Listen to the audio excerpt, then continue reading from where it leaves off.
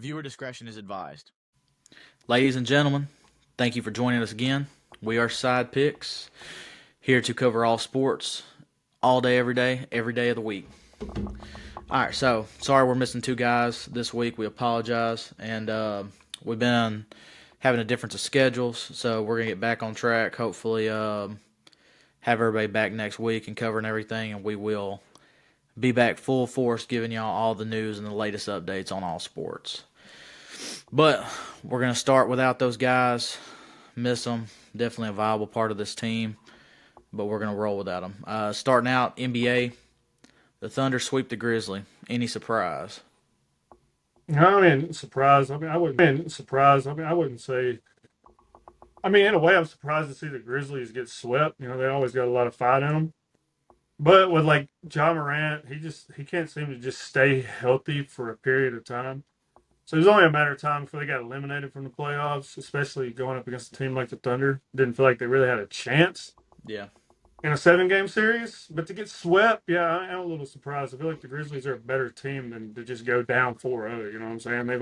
It used to be grind city for a reason. You know what I mean? Different I, players, different era. But I it mean, they was were my dark horse, so the fact that they got swept, kind of makes me look bad. But at the same time, I don't know what's going on in Memphis, man. John Morant, he just something about his ego. He can't get checked, and it's just like for some reason he feels like the league's out to get him, and he just is throwing a middle finger up behind his back and just walking forward.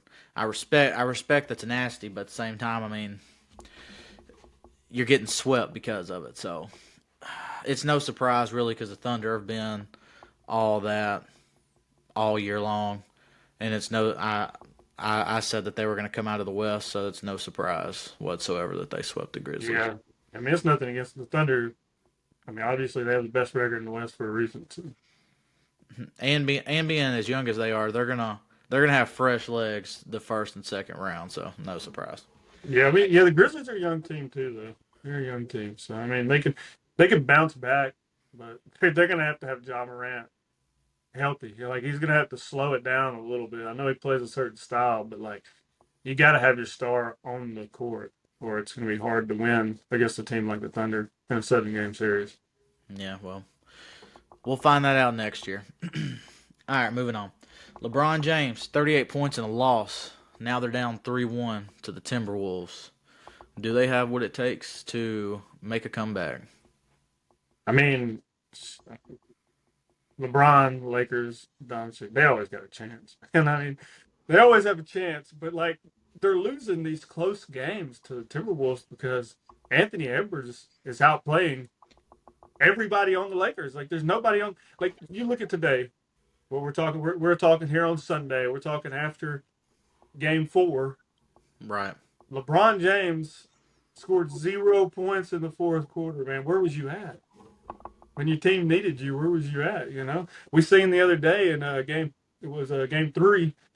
Anthony Edwards, with 5 minutes to go, just took over. The Timberwolves looked like they were out of it. The game was over with. Yeah. Today, it looked like the Timberwolves were out of it. The game was over with.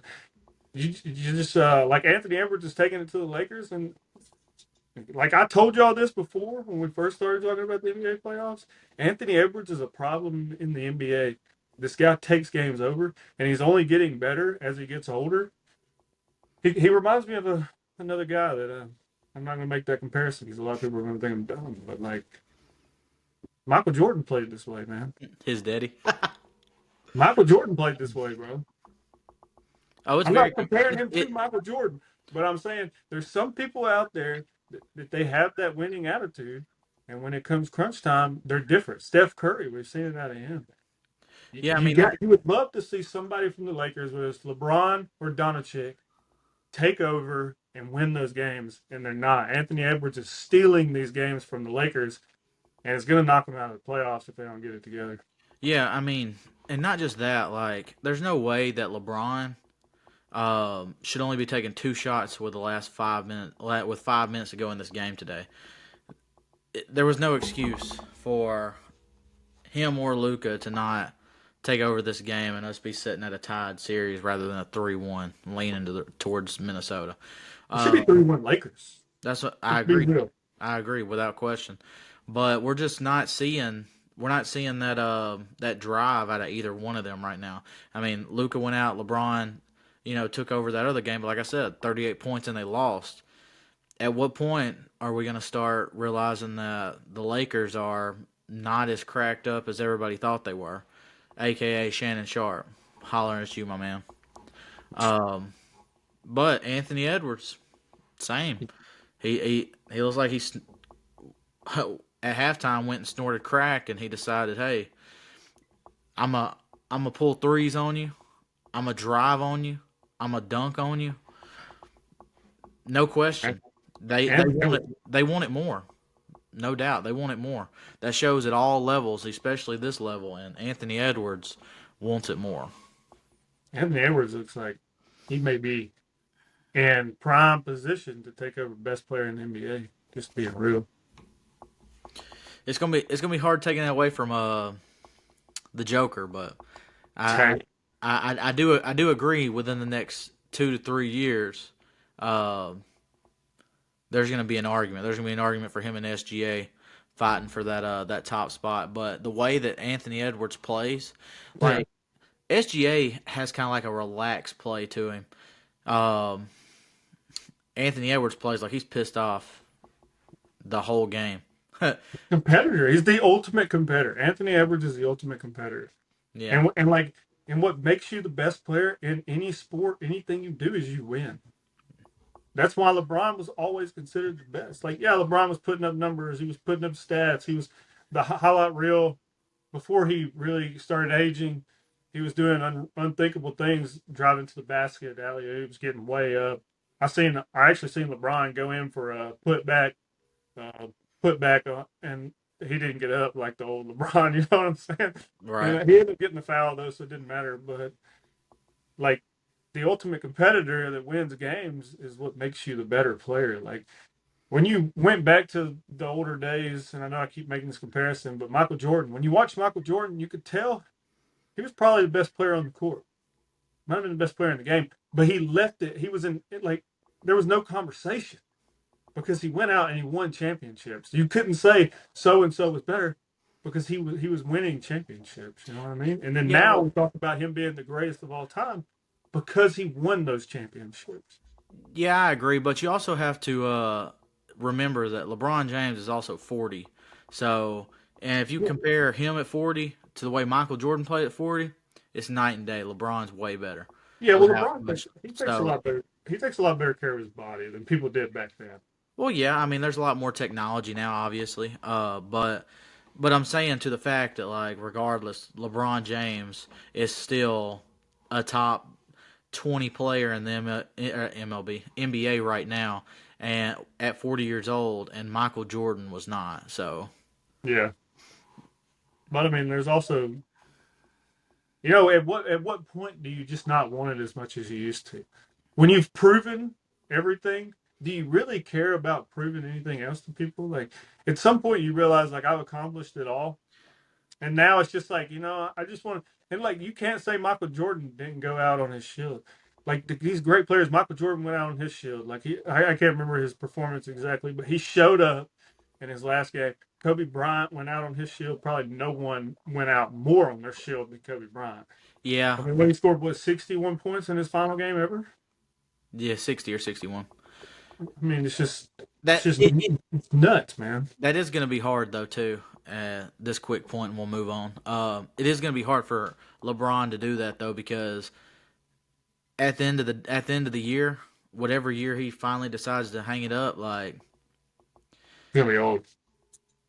not just that, but he's going to be in the playoffs where Michael Jordan and Kobe Bryant in their last game they weren't playoff teams, Yeah, so they got those flowers in the last game and didn't have anything to worry about after that. Like, give it all you got, leave it all out there, and then you're done with the game. LeBron James, whenever his final game comes, if it's not in the finals, winning the game, there's just no comparison. Unfortunately, like he's in that position, and he's gonna, especially now that Luka's on the team. If he don't go to another team, he's just he's gonna have to go out with a championship on top for people to be able Well, to compare it to well, let them. me ask you another question. At what point, if you're LeBron James, do you accept defeat to age? Because you will never beat age. Like age will catch up to you. It does not matter.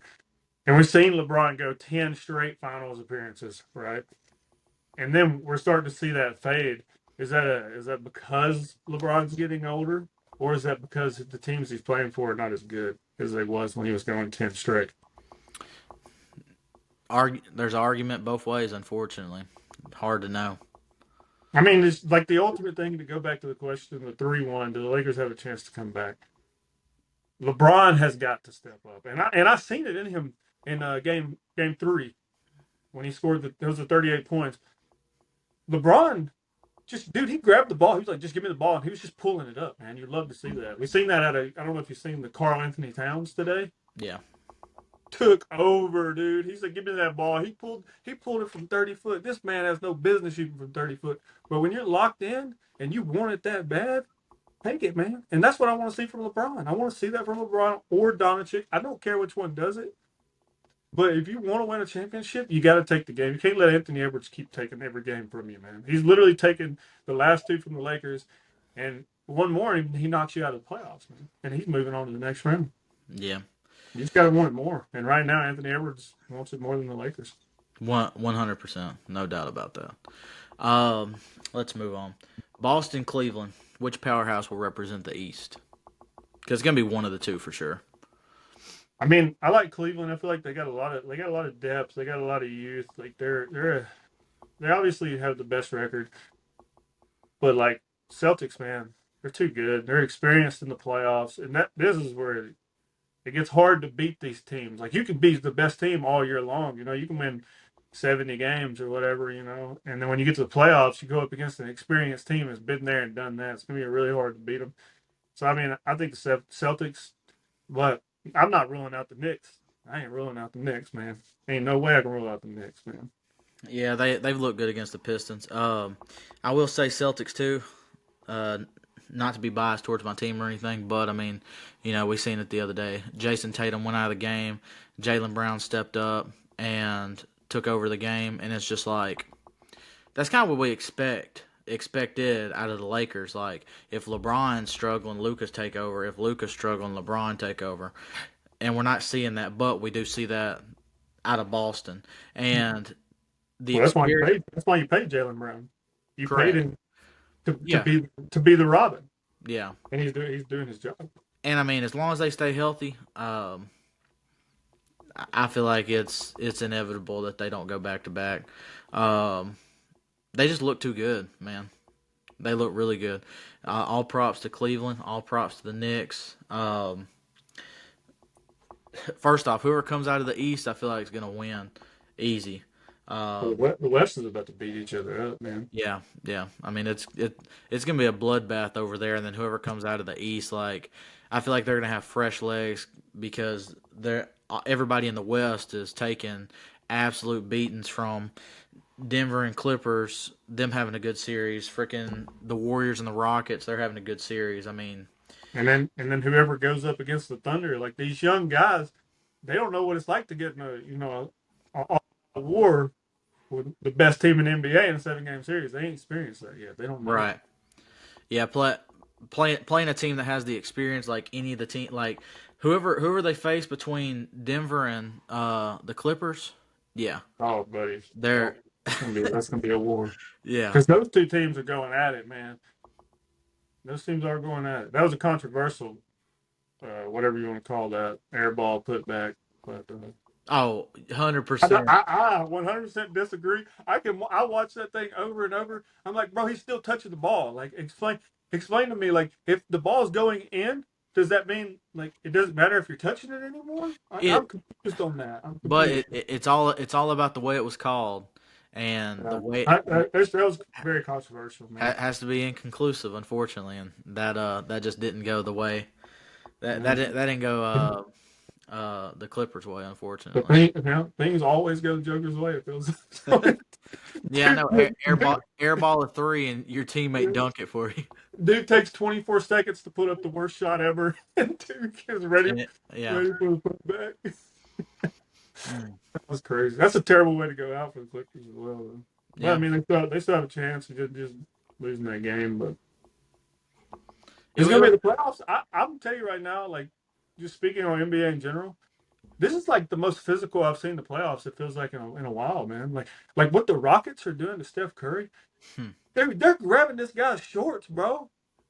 And like every time he turns the corner, man, they're grabbing him and there's no cause.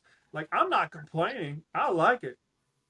But it's still like Took out. they played a whole NBA season and those were fouls, and then you get in the playoffs and it's like, yeah, we're not like the Knicks and Pistons today. It comes down to like 2 minutes left in the game, and the Pistons only got two fouls. Right. How? You know, how's But that but work? but but then you had Houston take out Jimmy Butler under the Oh, buddy, that was basket bad. too. You know what I'm saying? Like they understand. Beautiful. Listen, they understand for sure that Golden State is old, and the best way to deal with old people is to wear them down. Oh, they're trying. They're trying, but there's one thing you can't get to Steph Curry mentally, man. You just ain't. You Yeah. like, what they're doing right now is striking a match on Steph Curry that could eliminate everybody in the West. Like literally, like you give Steph Curry a little bit of fuel, man. He's about to start a big bonfire, and that might be what happens in the West. I'm It just could. saying, the Thunder don't want to run into the Warriors, man. I'm telling you right now, they'll get swept. They will Well, get swept. the good news is that they're on opposite sides of the Yeah, I'm bracket. just saying So if it were to come to that, I wouldn't want to play the Warriors in the playoffs. And plus, like Draymond, like I mean, maybe the Rockets are playing that way because Draymond is always played his way, and they're like, you know what? Let's match it. We can't right. let Draymond bully us, so let's bully the people around Draymond. You know what I'm saying? That was 100% a flop on Draymond too. By the way, Yeah. Which one? the one where he took the elbow on the nose. Oh, yeah. Dude, Draymond flopped his whole career. Oh I man. don't like Draymond. I don't like him at all. I feel like he's very. He reminds me of Jameis Winston. Like they're very dramatic, you know, and like when they give their little their talks. But like Yeah, eat a dick. I love Steph Curry. I love the way that guy plays ball, man. He's unreal. I mean, I'm taking give me the Warriors out of the West, man, for sure. And if when they meet Minnesota up next, because it don't look like Los Angeles is going to pull it out. When they meet Minnesota, we'll find out exactly if the Warriors have what it like. If they can come out of that series, they can definitely come out of the one after that for sure. Yeah, well, I'm starting to slowly jump on this Anthony Edwards bandwagon, man. I'm gonna be honest with you. I love the way this guy plays basketball, dude. He's the ultimate competitor, man. You just love to see that.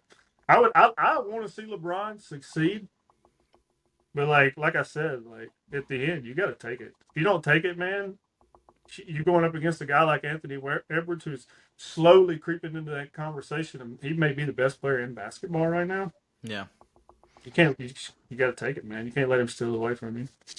I'd like to see the Lakers come out and get off to a good lead and hold on to it. yeah. All right, to round this out, you heard it here. Boston's coming out of the East. Knicks in the East. Knicks Warriors. I'm still gonna go Boston and Oklahoma City. All right, um, and that's terrible to say, but swapping gears, let's move over to the MLB.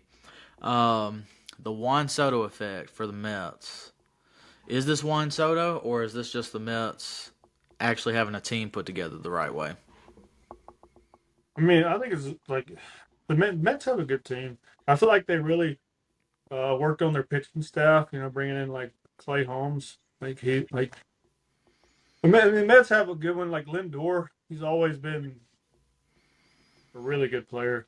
And I think the argument here is Alonso and Lindor. Like Lindor is obviously a great player regardless, but they have both looked really good batting before and behind Soto. yeah, Soto's looked terrible. well, Soto came out and had an interview, and they asked him like, "What's wrong with his hitting?" And he was like, "He's like, I'm gonna be honest with you. My whole career, nobody's ever pitched me the way that people were pitching me." So Right. it's like it's something that he's having to adapt to, and he's Yeah. such a great player. He will adapt, Oh, for sure. and like once he does though, like the sky's the limit for the Mets, right? I mean, the way they're playing ball with Juan Soto struggling at the plate, even though Juan Soto's doing it with his arm, you know, he's making plays out there on defense, which we're not accustomed to seeing. But like, I'm a firm believer in someone who's played, baseball my entire life and play softball now. Like, if you're not doing it on one side, like you have to make up for it on the other. And And Juan Soto is doing that. It just shows that Juan Soto, he's a ball player. So like, I think the sky's the limit for the Mets. I feel like they have a really good ball club, and Juan Soto starts putting it together at the plate. They're gonna be tough, man. and see what I love about Juan Soto is like him compared to other players in the league. Like he has one of the best plate disciplines out of any player in the MLB. That's the reason why he gets a lot of walks every single year. And I think being on this new team, taking this big contract, he's just trying to overcompensate. Yeah. He's chasing pitches he doesn't normally chase, and he's being uncharacteristic to himself. He just needs to get in that box. He needs to do the Soto shuffle. He needs to stay intimidating to whoever's out there. And when he gets those pitches, drive them. And when he doesn't, take those walks, man. I mean, I know you want to drive in Alonso, but Lindor right behind you, he's got just as much power. Hey, let me tell you, Alonso trying to get paid, man. That man trying Oh, to oh, get no paid, doubt, boy. no doubt. But that's Shout out to the Florida Gators, baby. Hey, shout out to the New York Mets for putting him in the one hole, and Hey, that man trying to get paid, man. all these pitchers being like, yeah, we need to pitch to Alonso, and Alonso's like, I'll take a free fastball, I'll take a free fastball right down the middle. Go ahead.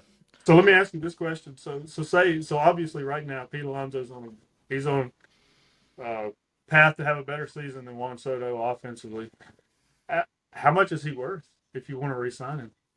If he outperforms Juan Soto, how much is Pete Alonso worth? It depends on the market. I'm gonna go ahead and I'm gonna go ahead and say that Alonso, wherever he goes, he's gonna get something around 250. Let me give you another scenario. Mets win the World Series. Pete Alonso is the World Series MVP. How much is Pete Alonso worth? How much is he worth, or how much he gonna get paid? How much is he worth? Because I mean, the man's balling out right I now, mean, man.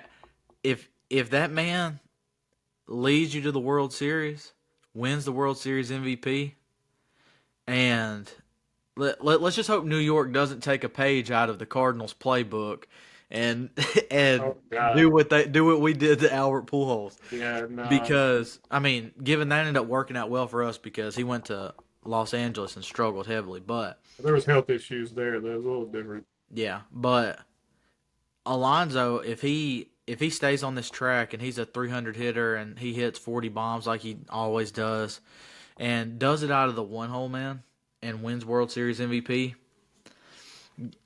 you might as well go ahead and be looking at maybe not the exact same deal as Vladdy got because That's what I was going to say. You could compare but it to the Vlad deal, I'm sure. yeah, it would have to be pretty close. And That's after an paying interesting story to see what happens to Pete Alonso when the season ends. after paying Soto 700 million, I don't think they got it, but I think they come to terms something around 200, 250. I don't know what his asking price is, but if he takes them the distance and wins World Series MVP, He's a $300 million player, man. uh, easily 300, He's easily, a easily. World Series MVP, man. He's a $300 million player.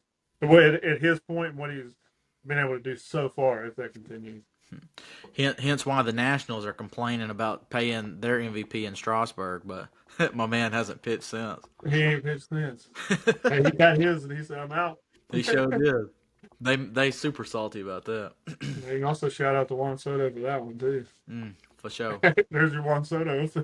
Yeah. All right, let's see. Next up, could the Dodgers potentially finish fourth in the West? I mean, that's tough. I mean, the division out there is crazy stacked with the Padres playing as well as they're playing. I mean, then the Giants, the biggest surprise. I mean, the Giants don't even really have no big names out there, and they're playing. They're playing some of the best baseball in the MLB right now.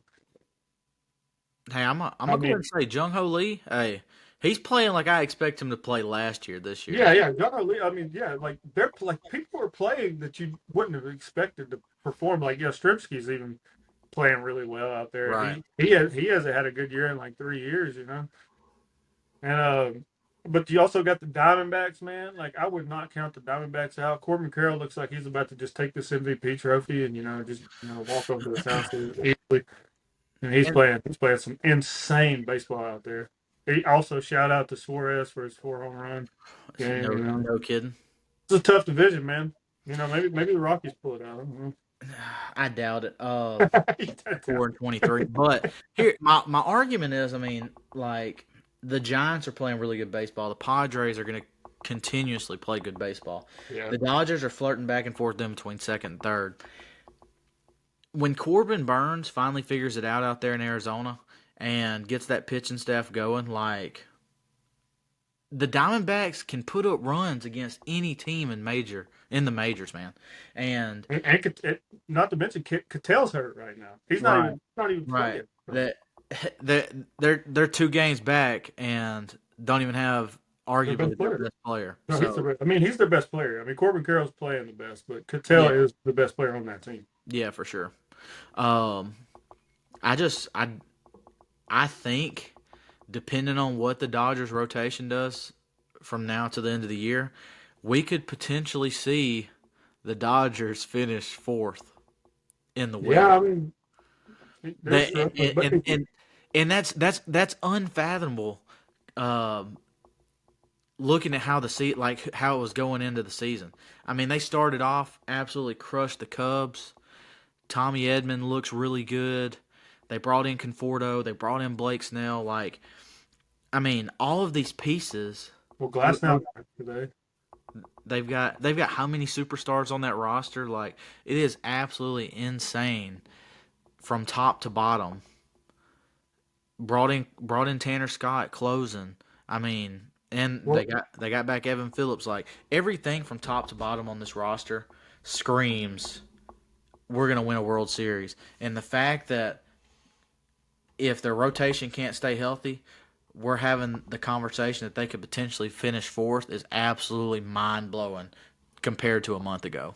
but like, what's going on out there in LA though? Because like they brought in about 10 pitchers that could be in the 5 man rotation for anybody, top three rotation of anybody in the MLB. They did that for a reason because they've always had health issues. Why? Like, Right. what are they doing in Los Angeles that's different? Like, Shohei Ohtani. I know one of them was with the Angels, the other with the Dodgers, but 2 Tommy John surgeries. You're looking at Dustin May. I believe he's had 2 Tommy John surgeries as well. Glass now, Tommy John surgery. I mean, like, what is going on in LA if these pitchers can't stay healthy, man? Otani had Otani had both of his with the Angels. They Well, they paid he came into the Dodgers with it though. yeah. They paid Okay, yeah, that's right. they paid him for the potential for Well, both. either way, he was in LA. Yeah, technically. But I mean, like, But the way seriously you though, were like, saying it was for the yeah, Dodgers, so I was just clarifying yeah. that. I mean, I was thinking the first one was with the Angels, the other one was with the Dodgers. But he tore it, and then he signed with the Dodgers after that, right? yeah, But yeah. So I mean, I don't know. Like they brought in a lot of pitchers because they knew they were going to have this problem. So I don't really know what they're doing out there. Why this continues to be a problem. yeah, and it's crazy to bring in Blake Snell and Glasnow, and they're both hurt. Like, Yeah. And then how long is it going to be before Shohei takes the mound? Like, do you just keep allowing yourself to get in this hole, or do you go ahead and be like Shohei's ready? Because like you can't tell me Shohei's not ready. He's oh, for ready. sure. It's just the fact that they don't want to push him, and then him have health problems. Maybe that's why they have the issue they have now, where they can't keep pitchers healthy. They're pushing them too much. Yeah, I don't know, but because like you don't see it across the rest of the MLB where pitchers are having this problem as much as the Dodgers are. yeah. So it Every just kind year, of blows my mind. But when I think about the West in general, though, I feel like eventually the Giants are going to start to fall. The Giants are going to yeah. fall. They're going to fall to that 4 spot. In my opinion, you're going to have a 3 horse race, and it's hard for me to believe that all 3 teams don't get in. Oh, 100%. I feel like they for sure all get in. The only way they don't get in is if the Braves really start turning things around, like and playing at the level that we expected at the beginning of the year. Yeah, but I mean that's a tight race out there too. I mean, you're talking about you got the Mets on top with 19. You got Philly 15, the Nats 13, and then Oh 20 yeah, and 12 out of the Braves and Marlins. So like, yeah. It's gonna be a that- tight. That last wild card slot, it's gonna be tight because like the Phillies, they're starting to play ball like we expected. The Phillies are probably gonna, my opinion, I could be wrong. I feel like the Phillies are gonna end with the best record in baseball. The way the Dodgers are playing, I feel like the Phillies will end with the best record in baseball. And then you're looking at the Mets, Diamondbacks, Padres, Dodgers, all fighting for those wild card spots. Because like if the NL Central, whoever wins that division is more than likely not even going to have a better record than the wild card teams. If we're just being honest. right. So fortunately, being Cardinals fan, we'd like to Hey, know that. the fact that we're all over double-digit wins, I mean, I'll take it. Yeah. But only one team's getting in the playoffs out of the Central. Yeah. So you're looking at three that don't win the division, or what, two that don't win the division coming out of the. Wait a minute, it's three teams, ain't it? Three wild card teams. Oh yeah, that's right. It is 3 wild card teams. Hmm. So you're probably looking at one out of the East and two out of the West. So Yeah. I mean, it's a good possibility that the three teams that finish Are at the all top from of the the West West. all get in the playoffs. Yeah. It's a very likely scenario. I don't see four teams. That would be insane. The Mets would have to have like the Mets or Phillies would have to have a crazy fall off for that to happen. Uh, as far as it goes for the Phillies, the only way I see them having the best record is if Aaron Nola figures like I He know he pitched well does. today. I know he does this every year, and like he starts off really slow, but like my man is looking so uncharacteristic as Aaron Nola. Like it's borderline embarrassing to be an ace for a team and to be performing the way he's performing. And that's hard to say because I like Aaron Nola, but he's just not looking like himself, unfortunately. Um, That I mean that pitching staff's not looking like you would have thought it was. Like Zach Wheeler's not even performing to that top. Like he should be in the Cy Young race. I mean that's what we expect out of Zach Wheeler. well, whenever we go out there and we have them playing and they actually do well, they're not getting any run support, and it's like, Yeah, that's been the problem since the beginning of the year for the Phillies. yeah, over and over, we keep seeing it, and nothing's changed so far. They're gonna have to mix some stuff up, change up the lineup a little bit, possibly start pitching guys in different spots, maybe even give an extra rest day and do a bullpen day or two.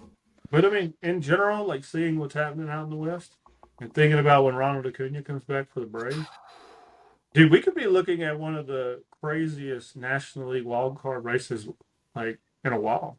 It could Yeah, be a, I mean, it's going to be a really close race to the finish line out there.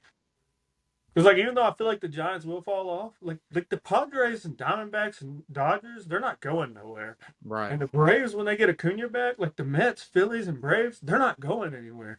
You got six teams trying to get in the playoffs right there, and not counting whoever wins in the Central.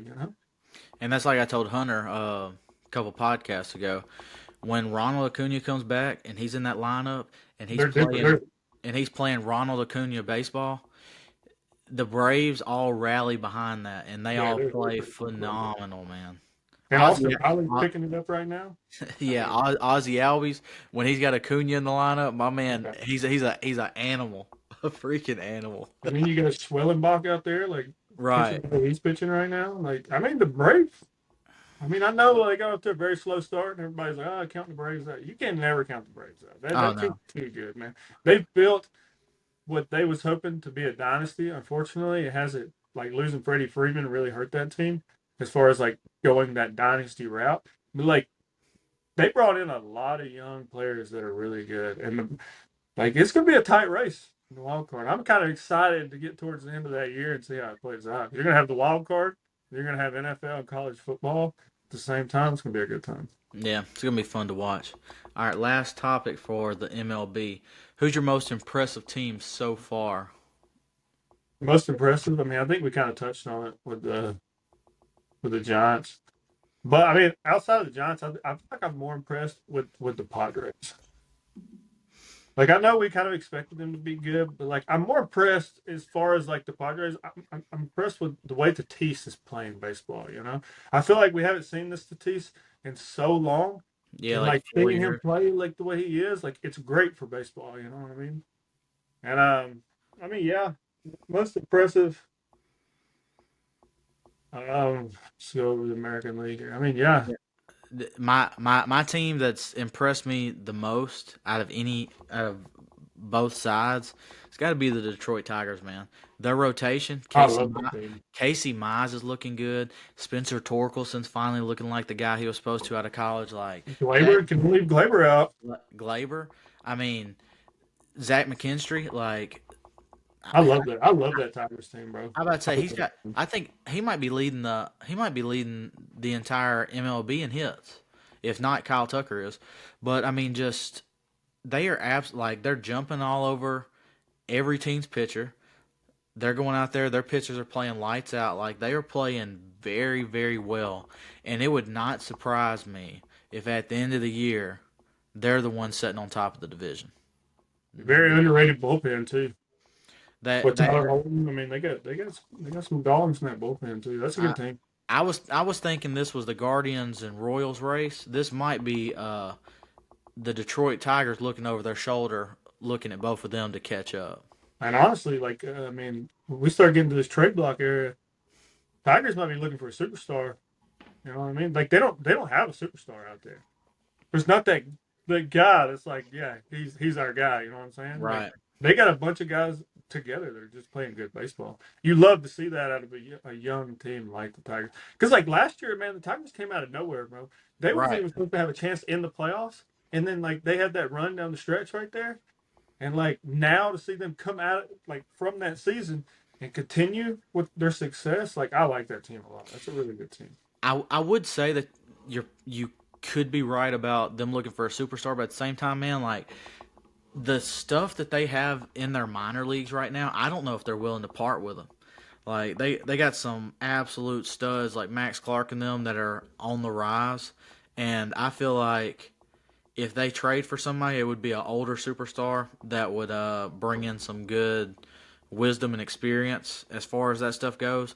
But I don't think they make something big and trade away any of these upcoming assets because every one of theirs so far that they brought up have been absolutely killer. Yeah, I mean, Absolutely. but you got to look at Riley Green. well, you also got to look at like Brent Rooker trade block. He's gonna be wanting to go somewhere. You know, I mean Right. Brent Rooker would fit in amazing with the Tigers. Yeah, Shea Langoliers. I mean, but that's I mean still like Brent Rooker. Let's be honest, like he's good, but he's not that I don't he's not a consider him superstar. on No, the he's not a superstar superstar. level. So Yeah, yeah, I mean, and he's what 31. Like I can definitely see him a guy that they need someone in the 4 or 5 hole to round out a roster to drive in more runs and stuff like that. Like he definitely could do that they without a did. I mean, you put a guy with power behind Spencer Torkelson right now. You're putting him even more runs because the guy's getting on base. well, that's if he can stay on base. My man's hitting it over the fence. I mean, yeah, He's got 8 or 9 homers. I mean, he's definitely I don't towards know. the That's a good top. team. Yeah. It's interesting to see, if they continue what they're doing, which I believe they will. I don't see any reason why the Tigers would fall off. But what they were going to do at the trade block, because they're going to be chasing the championship with all these young guys. I know that's far down the road. We'll get to that later. But it's just interesting when you see a team like this that's playing so well together. Like, what is your thought process when it's like we make a move now that we're going to go for the championship, or would you just keep playing with the guys we got, keep the young guys, and then continuously get better over the years? It's kind of it's a situation where I'm ready to see how that plays out for the Tigers.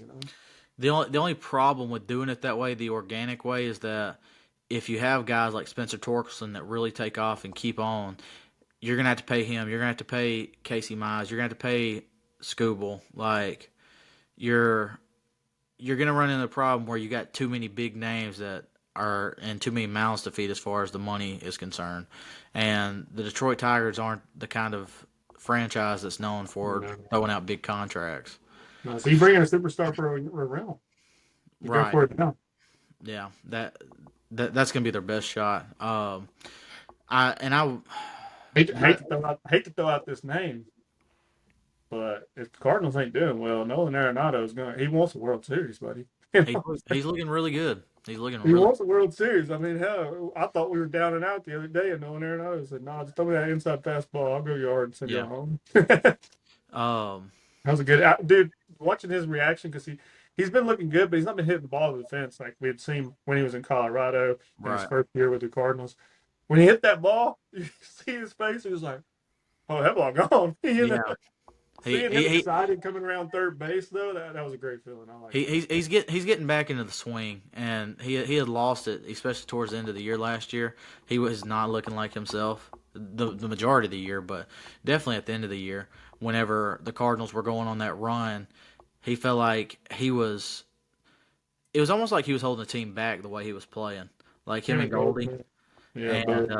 so it's nice to see out there in St. Louis the team actually looking revitalized and keying off these young guys and actually playing some good baseball. Well, there's a lot of pressure in St. Louis, man. Yeah, Like we like as Cardinals fans, we don't want to hear the word rebuild. You know, we're so used to competing. You know, maybe not the best team in baseball, but we're so used to just getting in that playoffs, and then you never know what'll happen when the Cardinals get in the playoffs. You know, we've yeah, seen I mean, that. Well, we came in. Both World Series we won. We were the worst team in the National League going into the playoffs. You know, and then we won the World Series. And obviously, when we had our best team, and not I don't know if it's the best team in the National League, but we were one of the best in the National League. We got swept by the Red Sox, and you know, so like when the Cardinals get in, you just never know what's going to happen. So yeah, and we thrive on the underdog mentality coming in through the wild card rather than on top of the division. So that's because we bring in guys like Mason Wynn, who they got that dog out of him. You know what I mean? Even though he's not playing the best, but when it's a different atmosphere. Mason Wynn don't know what it's like to be in the playoffs. You know what I'm right, saying? but there's a reason why we went ahead and we took a page out of the Braves playbook and went ahead and paid him 100 million. No, he deserved it, man. I mean, Yeah, he's gonna be our shortstop for a long time. He should be. no We doubt. need we need some more guys to join that, like Jordan Walker, maybe somebody. Oh man, Yeah, yeah. Liberatore, maybe he can really get the ball rolling. I'd like to see us bring Quinn Matthews up at some point this year, hopefully. Oh yeah, oh I yeah, mean, we got some players now. We'll talk about the Cardinals. We could go all day on that, but yeah, for sure. All right, let's swap over to the NFL and the hottest topic in sports right now. Shador Sanders. He falls to the fifth round. Is he a good fit for the Cleveland Browns?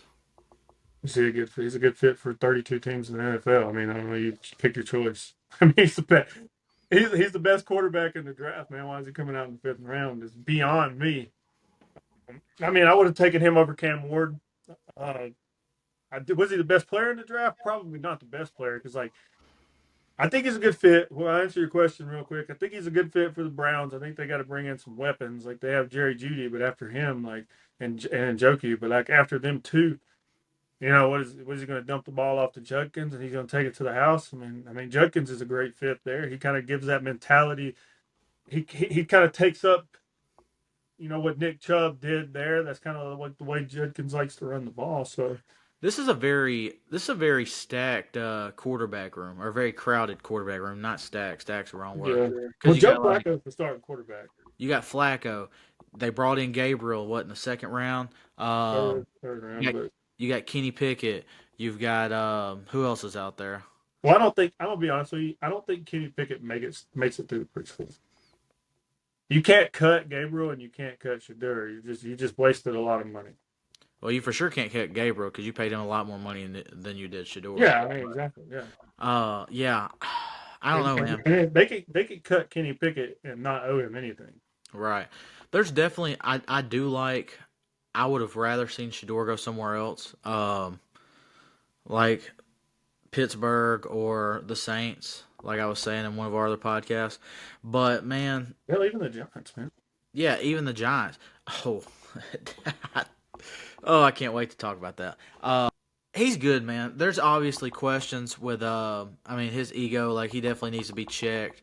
I mean, obviously, like we know who his dad is, so like his dad held that swag for a long time, and he did not fray away from controversy. Same thing with his sons, like they don't care. Like they've seen how the media treated his dad. They've seen how this stuff goes. Like they're bringing the attitude that like you would expect out of out of a superstar player. Like their attitude, it reminds me of Terrell Owens. That's the kind of attitude that they're bringing. Like, and that's kind of what they're getting from these GMs. It's like, oh yeah, he come in there and he, was like, you know who I am. I'm Shador. Like, you want to change culture, draft me. And it's like, I get it, but at the same time, that didn't stop these other teams from bringing in the controversy with To, and you've seen how he did for the teams he played for. So, I mean, it's gonna be. there's It, kinds of names, bro. There's all kinds of names you could throw up. Like the fall off of Shadur is bullshit. Like I'll just straight up say it. It was it's disrespectful. it's disrespectful. It's bad. It's bad look on the NFL. Like I'm gonna be honest with you. I like being a Dolphins fan has like I know we're not gonna draft Shadur. You know what I'm saying? Because we can't. We can't draft Shadur. We just cannot do that. It's not good for our franchise because like Tua is our guy right now. Yeah, But like I honestly was on the brink of just boycotting the NFL in general because like what they were doing, it was disgusting, bro. You cannot tell me that this guy is not one of the best players and one of the best quarterbacks in this draft, man. For him to fall that far, somebody out there was sending a message and it got trickled oh throughout the yeah, NFL. There's no way you're looking at this and you're just like, oh, yeah, he doesn't fit our team. He's not good for our team. That's bullshit, dude. yeah. Shadur is a game changer on the football field. And you literally see that every time you watch him play the game. You can say what you want about character issues. He's never had off field issues, but like the guy shows up, he balls out, and what more do you want at the quarterback when you're looking for a rookie in the draft? If you think he has character problems and there's going to be problems in your club, figure that shit out. But bring in the best player you can while you can. Yeah, I mean, Dylan Gabriel, what is he going to do? That man don't stand a chance in the NFL, bro. And first you off, want to take him in the third round? the fact that almost every single analyst had Shador as like a top 15 to 25 player in the draft, and he fell to the fifth round is disgusting, but it's mind boggling. Like I get it, and I know that I seen something where it wasn't Vernon Davis, it was someone else that called that he was going to get drafted in the fifth round. I mean, the guy, what didn't he end up being like the most accurate or had like the highest completion percentage for an entire season by a quarterback in NCAA history? Like he had like Yeah, a 70, 74, 74. 65. Yeah, I mean, He was really absolutely nuts. crazy. There's no way. Like I don't care it. I don't care if the arm strength did look a little off. A guy that's that accurate, I mean, you can get him on the weights, power clean stuff like that, and build some of that up if you really really are concerned about it. But if he's that accurate, and outside of Travis Hunter being his guy, like there's no chance that you don't bring in a guy like that way sooner than anybody did. Bro, we're looking at a world where the Browns could have taken Travis Hunter second overall and then traded up like the Giants did and took Shadur. Like the Browns, man, and the way they reacted to actually drafting him, I don't know what's more disrespectful, the way they reacted or the fact that they took Dylan Gabriel and then took Shadur. Like you're telling me the Browns thought Dylan Gabriel was a better quarterback than Shadur Sanders. No I chance. don't care about the off-field issues, which he doesn't have any. I don't care about the character issues, which that you can speculate about that all day. I don't care who his father is. When I put the film on and I watch a football game, there's no way in hell can anybody say Dylan Gabriel is a better quarterback than Shadur. No, that's disrespectful to this man. And we're talking about a guy's reputation. We're talking about his future in the NFL. We're talking about you cost this guy millions of dollars, every team in the NFL, by not drafting him in the first round like he should have been drafted to begin with.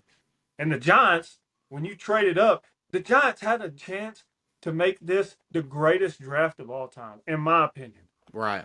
They drafted Abdul Carter. He is a game changer. We're looking at Michael Parsons all over again, but now he's doing it for you instead of against you. Right. And then we're looking at on the other side. They took Alexander, the defensive tackle. In my opinion, he was the best defensive tackle in the draft. And then the Giants end up stealing him in the second round. And then you trade up and you take Jackson Dart when you could have took Shadur Sanders right there. I mean, we're talking about They could, and then you come out in the third. Was it the third round, or fourth round? And you take Cam Scatterbo, one of the biggest underdogs in this draft. And Cam Scatterbo, let me tell you something. This guy loves being an underdog because that's when he performs his best. Right. And we could have had one of the greatest drafts of all time out of the Giants, man.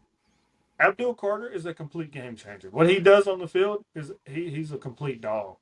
Jump, It's jump, just it, jumping over on this. What I was going to get to is our next was going to be best and worst takes in the NFL draft. So you're saying the Giants are your best and worst. They had one of the best as far as picking position. they took the best player in the draft. The Giants took the Yeah, best player in the draft, hands down. I mean, I think you could argue with Travis Hunter. in multiple spots. Yeah, in multiple spots on the defensive side of the ball. Like if They're you look, like I know a lot of people, even people that watch this podcast, even people that watch sports, they don't know who Alexander is. But if you turn on Toledo and watch what this guy does, and on the nose tackle, bro, it's insane. Like he's really good. he's a He's dog. so good. No, for And sure. what Abdul Carter is a game changer.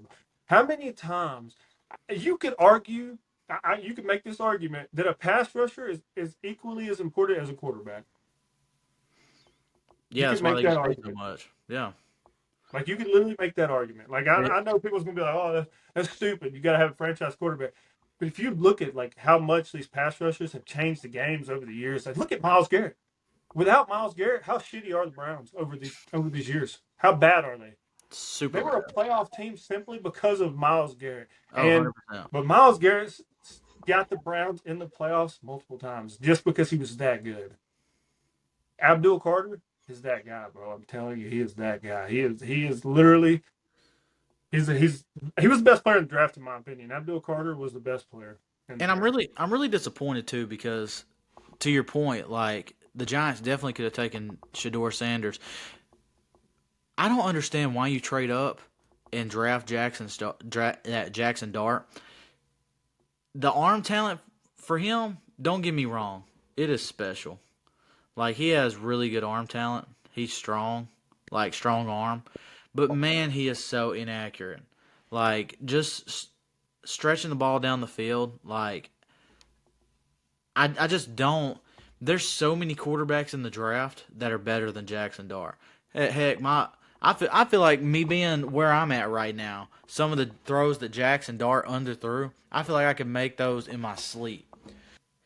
It just blows my mind that the opportunity was there, and like instead of trading up to get Shador, they trade up and take Jackson Dart. And I feel like that's going to be a mistake for that franchise. I do feel like he can have somewhat success having someone like Malik Neighbors out there, but Jackson Dart is not the guy that you trade up into the first round and draft and pay money to. You just Yeah, don't. I mean, I'm not. I agree in a sense. I um I like Jackson Dart. I think he's better than like the credit you're giving him. But I don't see why you would trade up in the first round and take Jackson Dart when Shador Sanders was there. That was what really blew my mind. Because like, yeah, like the Giants and Ole Miss, they have their ties and yada yada yada. But like, how you gonna draft a guy like Abdul Carter and then completely go against that at the end of the first round? You know what I'm saying? Like you were like, yeah, we're a franchise that wants to win, and then you make a choice that feels like you're not ready to win. I don't know. It was Listen, weird. It was weird for me. It was weird for me to take Jackson Dart in that situation. I'm not being biased as a state fan against Jackson Dart at all. I mean, watching his game film, watching him on But the Florida, Saturday, man, the Florida game, man, like he just he threw the game away. you're talking about a guy that like will go out there and who who did he have a good game against that was actually a good team this year? I guarantee if you go look at the Arkansas. stats, if you go look at the stats, all like his touchdowns, he probably had 4 or 5 touchdown games, and they were all against non-SEC or non Power Five teams. Well, Like, Arkansas. He threw 5 touchdowns in the first okay, half. okay, sorry, But I mean, but you said good team. but that game with them and Arkansas, like they always have that. Just like they Yeah. always have good Well, games you with said you Vandy. said a good team though too. I don't think Arkansas is a good team. Yeah, I mean, just there was never a moment where Jackson Dart just showed that he was a guy that's going to compete and be a really good NFL player. And I feel like that's my biggest miss for the Giants. Like by far, my best the team that I think did the best in the draft was probably the Steelers. I feel like they addressed a lot of their issues, and I feel like because of that, they're an Aaron Rodgers away from being. That's what, like, based off of the draft from what I was watching. I know we're gonna get into the Aaron Rodgers here in a minute, Yeah, but based off what I was watching in the draft is either the Steelers, this is not the Steelers' way, so that it leads me to believe that the Steelers are already like Aaron Rodgers is signing with the Steelers. Based off the way they drafted, you can almost guarantee that yeah, because like that's the way everything the Steelers have done is like they know they're going to sign Aaron Rodgers. I know Aaron Rodgers keeps talking about, oh, I don't know, I don't know, but like there's something, somebody knows something, and Aaron Rodgers is coming to Pittsburgh right. because like the way they do that, and in the seventh round they take Will Howard. Will Howard. I almost said Kyle McCord, but yeah, Will Howard. So I I love mean, Will Howard. you do. Yeah, I think Will Howard's a gamer. I don't. There's a lot I, about Will Howard I don't like though. yeah. There is like I just feel like his potential is so like untapped into, and I agree. I feel like going to a gritty place like Pittsburgh, Will help, but the culture is gonna make that guy be an absolute stud. and I mean like not just like I mean one of the biggest steals in my opinion. I know I'm being biased in a way because I'm talking about my Dolphins, but taking Quinn Ewers in the seventh round. I know when you watch him on film, you're kind of like, he makes a lot of mistakes, and you know what I mean. He ran a really good scheme in Texas that made it a lot easier on him. But like we're talking about a guy that was the number one prospect since he was in like the seventh grade, Oh and he yeah, comes all the way up. He's your like he was your favorite to win the Heisman going into the season. Him and the running back from Michigan that didn't even get drafted. yeah, And, they were the favorites, and also on top of that, who else was a favorite? Also got signed by the Miami Dolphins as well. Ollie Gordon was a favorite for the yeah, Heisman going into last year as well. yeah. So the Dolphins did some things at the end of the draft that I was like, whoa, wait a minute, these are some actually really good signings if they can work with them and get them back to where we'd seen them or where our expectations was. Because like we had Quinn Ewers up on a pedestal, like he was supposed to be like this superstar, and then he didn't really perform as much as expected, and that was why he fell to the seventh round. Because like if you look into you study Yeah, Quinn, if he jumped in the draft last year, he would have been a second or third round pick. well, And I feel like even if you look at Quinn Ewers, he should have never fell to the seventh round nah, I anyways. mean he's really good. He's a third round quarterback. You know what I'm saying? I don't think he's a first round. If he would have stayed for college for one more year, probably would have had to transfer because like Arch Manning's knocking on the door and you got to let that guy start.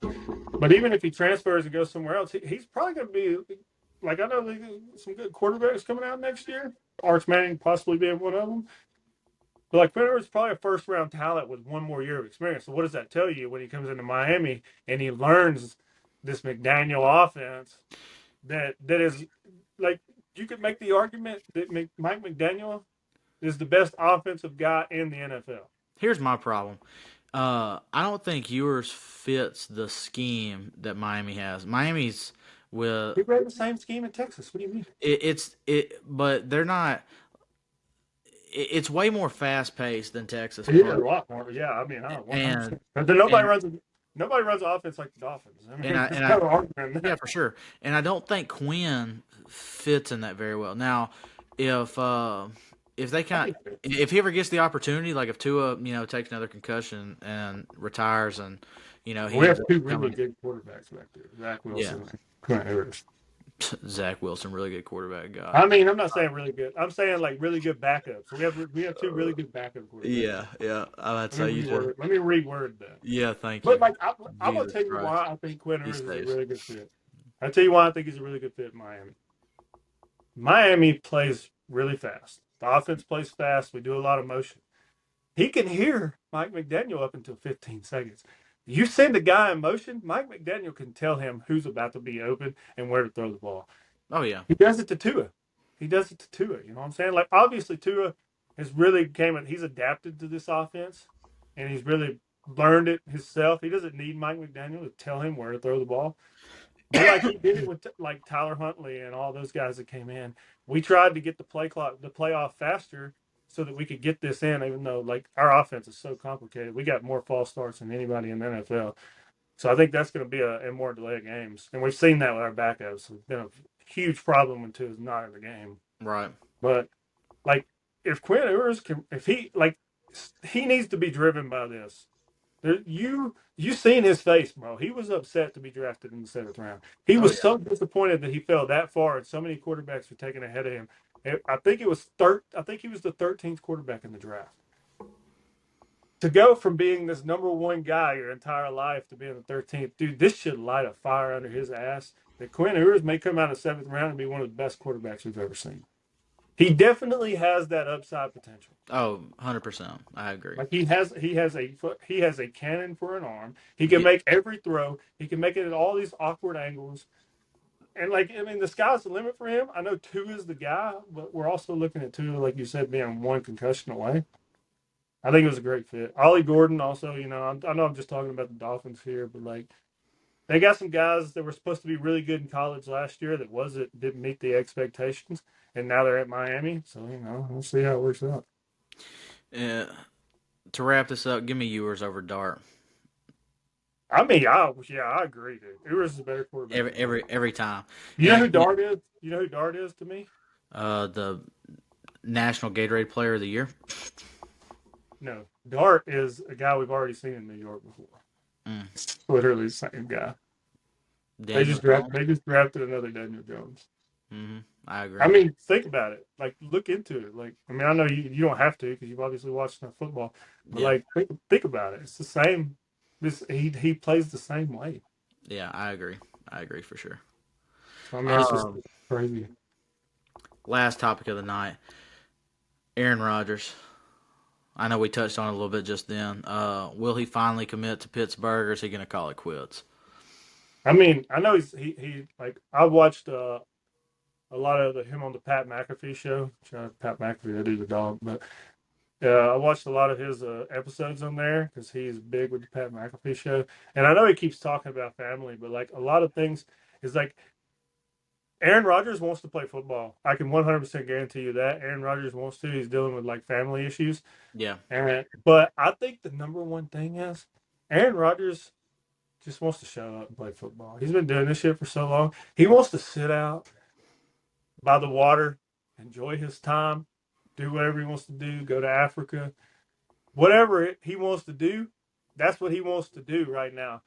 And there's no doubt if he shows up in Pittsburgh and he learns that offense, which he can learn that offense really quickly. He's well, let's be honest. There's a reason he, why he was out there throwing with DK already. Like, let's be honest though. Like, when you're a superstar quarterback after you've played so long, like, there's been multiple times in the last 25, 30 years where the guys skip the spring, skip all the stuff in the beginning, and they show up towards the end and then start getting in rhythm and getting ready, and then use the preseason to fine tune little things. And I mean, Brett Favre, Aaron Rodgers seen it firsthand. Brett Favre, he go out there and take snaps all spring, and yeah. Brett Favre never show up to OTAs or anything, and then he just come in and be like, "All right, I'm the guy. Go ahead, I'll take over and show y'all how to do this from here." So I do. Think about working on your mental, your mental state too. Like Aaron Rodgers is big on his mental state, and that's all he's doing right now. He's working on his He stuff. definitely has to work on that because the last 2 years, all he's heard is, uh, he's done. He's going to retire. Or last 4 years actually, he's done. He's going to retire. He went MVP.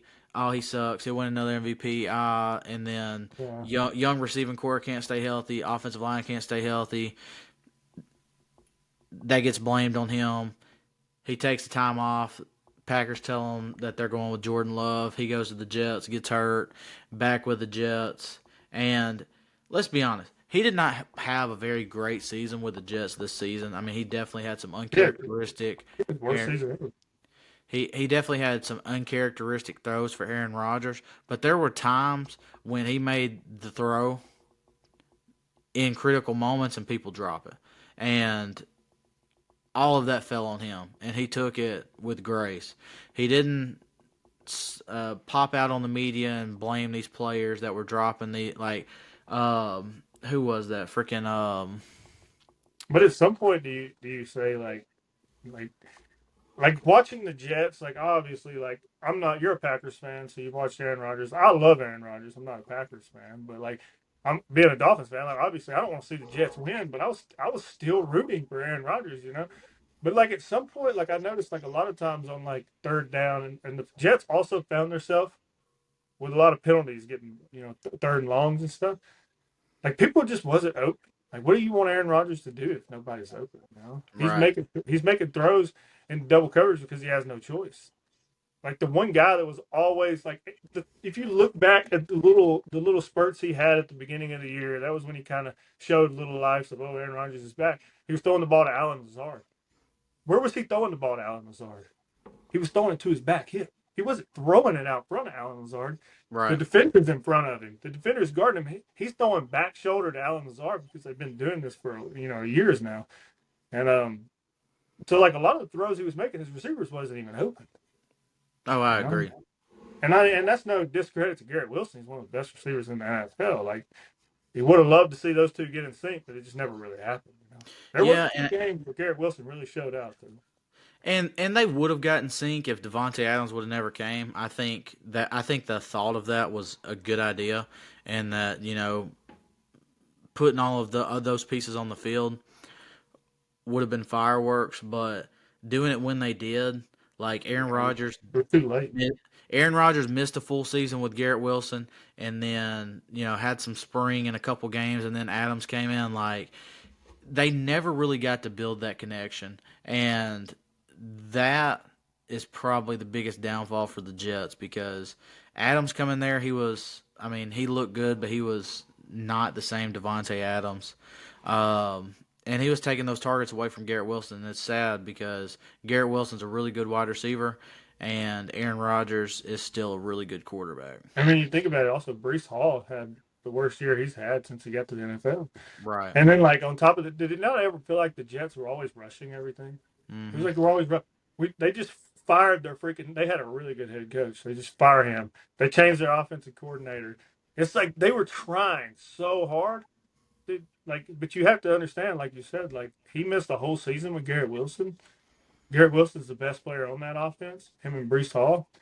And it felt like most of Aaron Rodgers' throws were check downs to Brees Hall. Like there was like At that was least most of his completions were coming from him. at least 8 or 9 completions a game to Brees Hall. And Tyler Um, Conklin. I mean, it was like there was no real deep threat, like down the field threats. I do think Aaron Rodgers is going to sign with Pittsburgh, and I do think that it's going to be a tough division to play in, especially for an older guy like him. But Aaron Rodgers having a defense, we're going to see a different Aaron Rodgers this season. I think they both know. I think both sides of this know that they're going to get a deal done just Right. based off of the draft and like the Yeah. move that the Steelers have made. But like you said, I mean, that's a tough division because I mean, let's go back to the draft a second. The Ravens had a really good draft, man. They brought Oh in yeah. some ballers, man. So I mean, it's They had a good draft. I feel like the Bengals had a pretty solid draft. yeah, Uh, the Bengals addressed the pass rusher situation well. yeah. Now if they can figure out and get a contract done with what's his Yeah, name, they have two guys, man. they'll be in good shape. Yeah. What was the Ravens took Malachi Starks, that's who it is. yeah, Malachi Stark. Dude's an absolute dog, bro. Was it? It was Malachi Stark, right? Yeah. Yeah. Yeah, it's Starks for sure. Dude, absolute dog. Like putting him on the back end back there with oh my god, I'm an idiot, dude. I'm losing my train of Hamilton. thought. Hamilton, yeah, them two back there. Oh brother, oh Yeah. bro, this is. Yeah. And then they already got dude. I just forgot another guy, the middle linebacker, Roquan. Yeah, Roquan. I mean, Yeah. oh my god, dude, that Ravens defense. I They wish. they yeah they brought in another guy. Who was that? All I'm saying is, if Shadur Green. steps out there against the Ravens, good luck, brother. I mean, And not just that, the Baltimore during the offseason added DeAndre Hopkins. dude, Like Baltimore's insane, bro. Baltimore. Bal- They Bal- going, they going for it, bro. They're going Baltimore for it. Baltimore is fixing to be a problem. So That Baltimore, if Aaron Rodgers signs that Baltimore Pittsburgh game twice a year, oh my god, dude, that's gonna be must watch TV. They better put that stuff on Monday Night Football, bro. We need to see that. Aaron Rodgers better Better strap in. he better learn to check down quick. Hey, I hope his Way. I mean, they got dogs everywhere. I mean, then you add on to the fact that if you turn the ball over, Derrick Henry might run it for 7 or 8 minutes. If you turn the ball over late in the game against the Ravens, odds are you're not getting the ball back. Yeah, I'm about to say that Ravens team last year looked really good. I feel a lot better about their team this year. Going in. Yeah, for sure. And then Lamar, he was best player in the NFL all year long. So I mean, like, surely not. That's why Josh Allen was MVP. I mean, him and Josh Allen. You know what I'm saying? I don't know. I love Josh Allen. I'm not taking any credit away from him, but yeah. I mean, Josh Allen won the MVP because he had the worst team and he did as much or close to as much with the worst team. But yeah, I mean, let's be honest. The Bills were given no hope last year, and Josh Allen took them and smacked the Chiefs. Once again, one game away. Yeah, they smacked the Chiefs in the regular season, and then took it all the way to the end. Just didn't make it. See that. Yeah, you do. Especially a guy from Josh Allen. He's a baller, dude. Oh, yeah, no doubt. All right, well, anyway, we're going to wrap this up here. We appreciate y'all jumping in with us, guys. We're Side Picks. Going to try to cover everything with y'all. But let's swap over to our Best Bet segment of the week. We're going to cover 2 days for y'all. I'm Red Samples. Austin Harris. We'll see y'all next time.